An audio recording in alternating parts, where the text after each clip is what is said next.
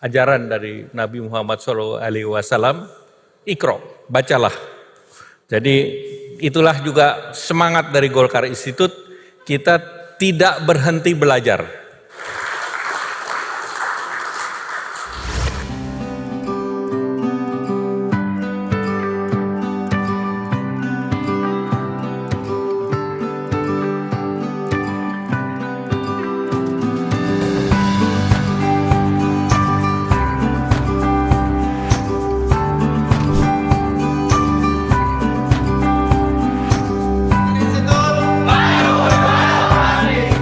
Pertama, mari kita panjatkan puji syukur kehadirat Allah Subhanahu wa Ta'ala, karena berkat rahmat dan ridhonya kita hadir di tempat ini, dan kita untuk pertama kali dibuka untuk umum yang berminat dalam acara angkatan ke-11. Oleh karena itu kita beri tepuk tangan kepada pengurus Golkar Institute.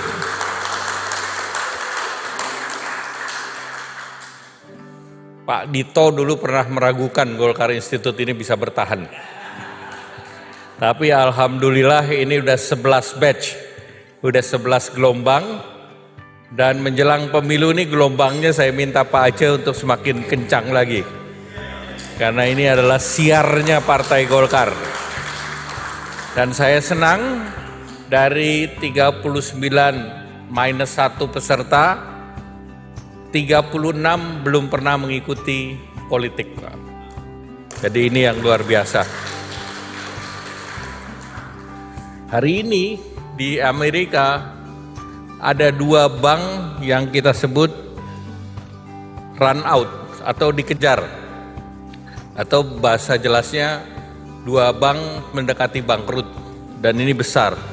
Satu di Silicon Valley Bank, yang satu Signature Bank. Ini per hari ini, dan diperkirakan masih akan terus bergelinding. Nah tentu itu seperti 2008 itu menjadi tantangan juga, terutama terkait dengan bagaimana pemerintah Amerika menangani hal ini, dan tentu kita berharap kita lebih resilience. Indonesia sendiri relatif lebih kuat, ada undang-undang P2SK yang sudah diluncurkan, dan tentu ini merupakan buffer terhadap krisis keuangan yang mungkin timbul. Nah tentu perubahan itu selalu berganti dan berada, ditambah lagi kita di era digitalisasi. Ini adalah sederhananya adalah transformasi dari informasi teknologi, dari IT ke artificial intelligence. Nah ini belum banyak yang bisa menerjemahkan apa arti perubahan dari IT. IT itu booming di era awal 2000-an, yang mencapai krisis juga di awal 2000, di mana pada waktu itu juga ada bubble burst. Kemudian yang sekarang terjadi hari ini adalah transformasi dari IT ke AI. AI itu mulai dari Industri 4.0, Society 5.0, kemudian juga terkait dengan berbagai kegiatan yang termasuk di industrinya Pak Celi, yaitu perubahan dari infrastruktur digital yang semakin lama semakin canggih. Sebagai contoh, dulu stasiun Bumi Cibinong itu sangat dibanggakan, yang sekarang diganti oleh satu semacam bola yang sebesar toren air, water torrent. Nah itu perubahan yang sangat drastis. Makanya tadi Pak Wagub bilang tantiemnya bagus di Telkom, ya itu karena perubahan teknologi tadi, Pak. Dan sebelumnya kita nggak ngerti, tapi sekarang sudah sangat transparan ini urusan Telkom dan tantiemnya nih Pak Wagub. Nah kemudian tentu perubahan mengakibatkan ketidakpastian, namun tentu ketidakpastian ini harus dimitigasi, yaitu mitigasi resiko, dan tentu membutuhkan a new set of leadership. A new set of leadership dan a new mandate of leadership. Jadi antara keterlanjutan kepemimpinan yang transformatif dan juga mandat ini yang terus dibangun dan dipelajari oleh Golkar Institute dengan 3 pilar, yaitu ekonomi, politik, dan kepemimpinan. Nah, semua itu kalau zamannya periode Golkar kita kenal namanya trilogi pembangunan. Stabilitas politik, pertumbuhan ekonomi, dan pemerataan. Nah, itu 3 hal kita putar terus, dan hari ini tentu stabilitas politik kemarin terjamin pada saat hampir 80% partai politik secara koalisi mendukung pemerintahan Bapak Joko Widodo. Kemudian perubahan kita lakukan dengan reformasi 79 undang-undang melalui Cipta Kerja. Nah, ini Pak Gubernur, tidak pernah dalam sejarah Indonesia 79 undang-undang direform sekaligus.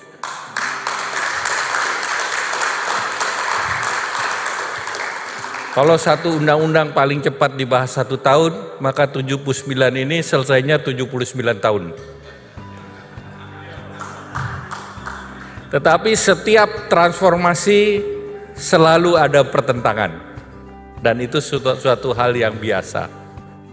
Nah, kita sudah melakukan reformasi di Ciptaker, kemudian kemarin juga Perpu Cipta Kerja sudah dilaksanakan, dan peraturan turunannya lebih dari 50 PP maupun Perpres. Jadi untuk pertama kali juga 50 PP dan Perpres ditandatangan sekaligus oleh Bapak Presiden.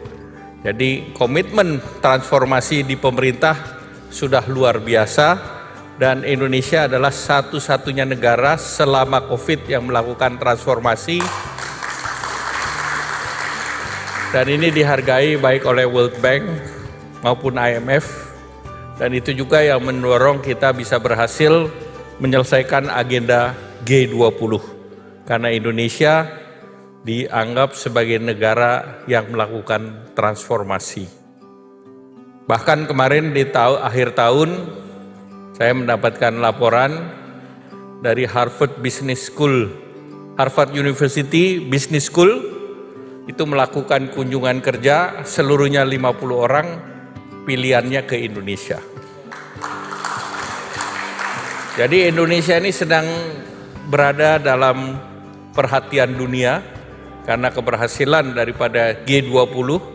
Dan tahun ini Indonesia juga memimpin di ASEAN. ASEAN kepemimpinan adalah tiap 10 tahun. Dan dunia juga berharap dengan ASEAN karena mereka melihat bagaimana sebelum G20 Indonesia, G7 hampir seluruh mendikte hasil keputusan dari G20. Dan ini untuk pertama kalinya G20 ditentukan dalam tanda petik bukan oleh G7. Agenda-agenda yang diset oleh Indonesia. Indonesia mewarnai agenda-agenda internasional, bahkan formula dari G20 dipakai dalam pertemuan ASEAN Summit, dipakai dalam APEC Leaders. Jadi Indonesia betul-betul mewarnai kontestasi daripada diplomasi dunia.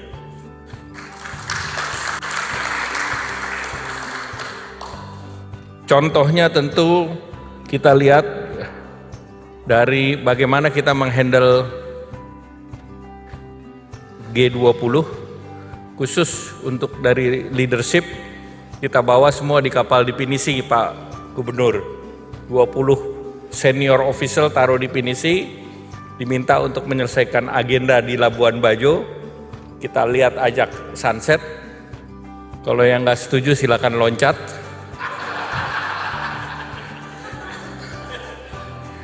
Karena nggak bisa walk out Pak, mau walk out kemana ini kan? Nah, yang kedua, kalau nggak selesai kita serahkan kepada komodo Pak. Jadi semuanya diselesaikan dengan cara adat. Yang kedua, caranya sederhana, tidak ada family photo Pak. Kalau family photo yang satu nggak mau dipotret dengan yang lain, makanya Indonesia menghapus family photo. Tapi dibuat acara satu-satu berfoto dengan Pak Presiden, diiringi oleh lagu dan bendera. Sehingga satu-satu merasa dihormati dan satu-satu ya ikutlah cara Indonesia. Nah, inilah yang membuat kita dihargai oleh berbagai negara. Kita bermain dengan soft power.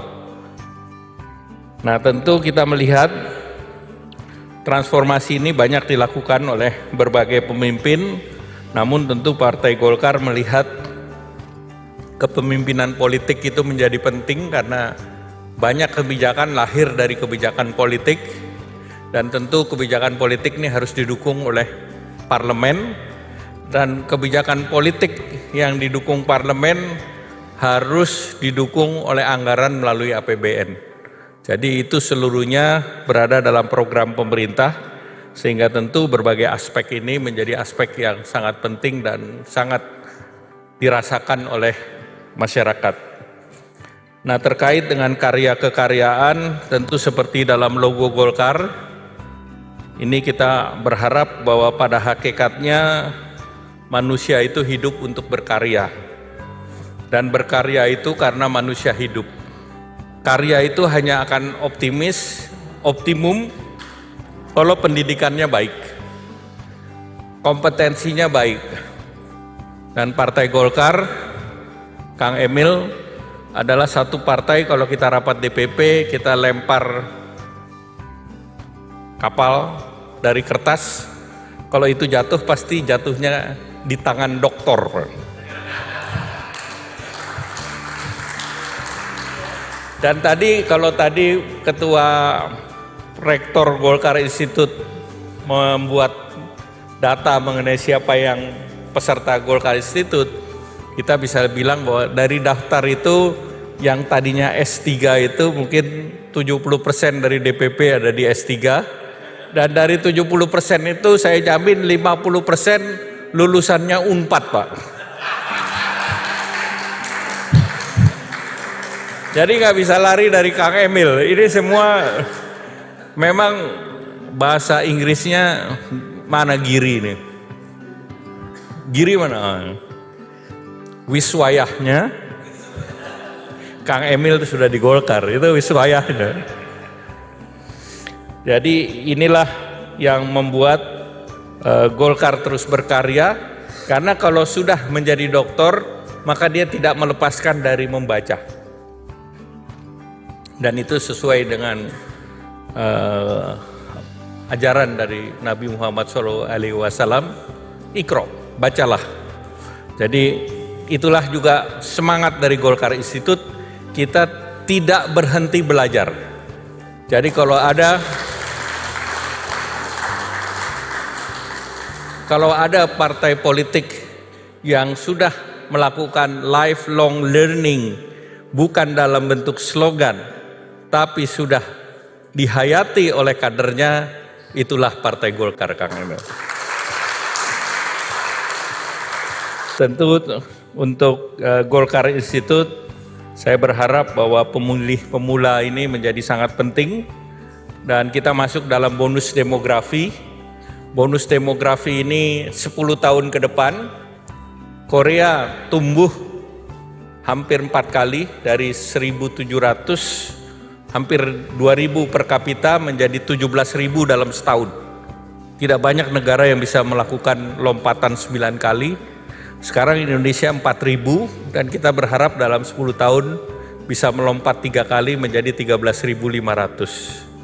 Nah, oleh karena itu PR-nya adalah seluruh peserta Golkar Institute, karena Anda adalah pemilih dan pemimpin masa depan. Tetapi masa depannya tidak terlalu depan. Masa depannya saya berharap dalam 10 tahun ke depan, masing-masing memimpin di lingkungannya masing-masing, karena ini akan mengakselerasi pertumbuhan Indonesia. Pertumbuhan digital memang masif, tetapi bukan tanpa risiko. Kita sekarang sekitar 70 miliar US dollar, dan akan menjadi 150 miliar US dollar di tahun 2025. Tapi ingat, bank yang sekarang kolaps di Amerika adalah bank yang membiayai sektor digital. Jadi ada dua mata uang yang harus kita jaga, dua sisi mata uang yang harus kita jaga. Bubble-nya harus tidak ada. Karena sekarang yang terjadi dalam digitalisasi, bubble-nya terlalu besar. Dan ini juga harus dijaga yang terkait dengan cryptocurrency dan yang lain. Jadi kembali lagi, transformasi boleh, melompat boleh, tapi fundamental tidak boleh ditinggalkan. Nah, oleh karena itu, berbagai kesempatan yang dilakukan yang ada, termasuk dalam Young Political Leaders, program pendidikan politik nanti di daerah, workshop, dan essay competition, ini yang terus diapresiasi agar masyarakat tahu bahwa ke depan fundamental ilmu itu salah satu yang sangat penting untuk membawa perubahan ataupun menghadapi berbagai tantangan. Golkar Institute berkomitmen menghasilkan pemuda terbaik, berdaya saing, berwawasan global, dan tentu setelah kegiatan ini saya berpesan pemilu di depan mata, dan tentu dengan partisipasi yang ada, kita berharap bahwa generasi muda nanti bisa dipengaruhi oleh pemikiran-pemikiran dan juga tindakan dari para pekerja politik muda. Pekerja politik senior, tentu kita berharap lebih produktif lagi. Demikian, bagi yang belum bergabung Partai Golkar, silakan bergabung Partai Golkar.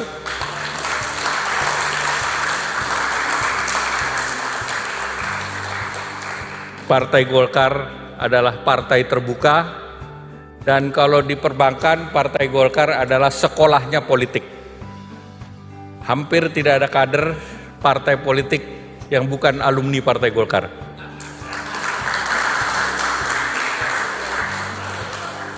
Tapi lebih hebat lagi kalau terus menjadi kader Partai Golkar. Karena ini, kalau tadi wayahna Kang Emil bergabung, kalau sekarang wayahna Partai Golkar merebut kembali kemenangan.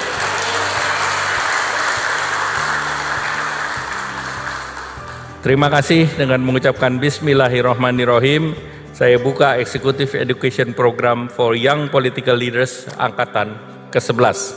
Wassalamualaikum warahmatullahi wabarakatuh.